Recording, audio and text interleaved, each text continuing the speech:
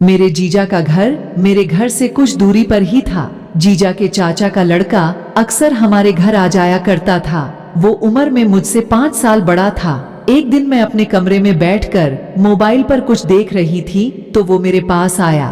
फिर बातों बातों में उसने मेरे छाती की तरफ देखते हुए कहा, तुम अब जवान हो रही हो।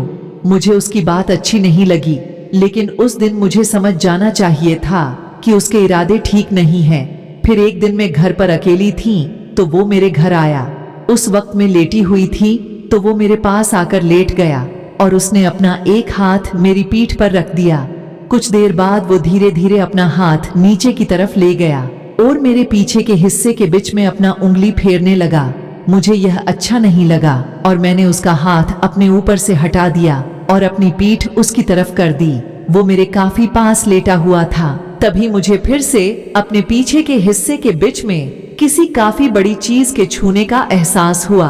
मुझे लगा ये उसका हाथ है और मैंने फिर से अपने हाथ से उसे दूर करने की कोशिश की, लेकिन जैसे ही मैंने इसे टच किया तो मैं समझ गई कि ये उसका हाथ नहीं बल्कि कुछ और है। जैसे ही मैं उसकी तरफ पलटी तो उसने मेरा हाथ पकड़ा और अपना आगे का हिस्सा मेरे हाथ में पकड़ा दिया और कहा, देखो कितना बड़ा है, तुझे बहुत मजा आएगा। जब मैंने उसे देखा तो वो सच में बहुत बड़ा था। अब मैं बहुत डर गई थी क्योंकि मैं घर में अकेली थी। मैंने उससे कहा, बड़े भैया, मैं आपको अपने भाई के जैसा मानता हूँ, आप यह सब ठीक नहीं कर रहे।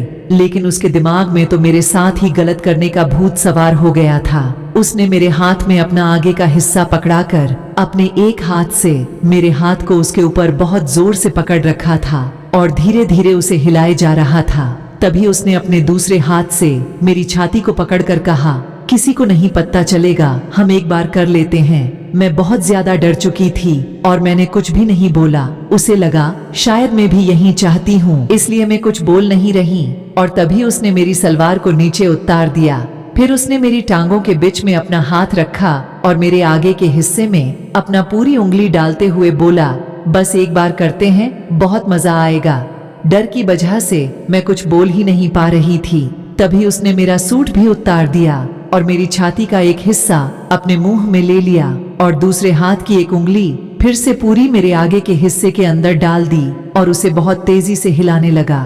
फिर उसने मेरे होंठों को चबाना शुरू कर दिया और साथ ही वो लगातार अपनी उंगली हिलाए जा रहा था। फिर वो मेरी टांगों के बीच आ गया और अपने आगे के हिस्से को मेरे आगे के हिस्से के ऊपर फेरने लगा। वो सच में बहुत बड़ा था, इसलिए मैं बहुत ज्यादा डरी हुई थी क्योंकि मेरा आगे का हिस्सा बहुत ही ज्यादा छोटा था। फिर उसने अपना आगे का हिस्सा इस पर रखकर थोड़ा दबाया, लेकिन वो बहुत बड़ा था इसलिए जा नहीं रहा था। मैंने अब रोना शुरू कर दिया था और उसे ऐसा ना करने के लिए कह रही थी।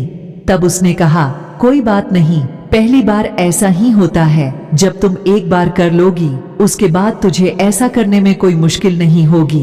उसने फिर से इसके ऊपर रखकर दबाने की कोशिश की तो इस बार फिर से नहीं गया। तब उसे गुस्सा आने लगा और फिर उसने बहुत ही जोर से इसे दबाने की कोशिश की और इस बार तो जैसे मेरी सांसें ही रुक गई थी। उसने अब पूरा डाल दिया था और बिना रुके आगे पीछे किए जा रहा था। मैं पूरी तरह से उसके नीचे थी और मेरा दिल यही चाह रहा था कि अभी के अभी यह सब रुक जाए। मेरे हाथ छुड़ाने की पूरी कोशिश कर रहे थी, लेकिन उसने मुझे मेरे कंधों को बहुत ही जोर से पकड़ रखा था। वो बस बिना रुके करे ही जा रहा था और यह मेरी बर्दाश्त से बाहर होता जा रहा था।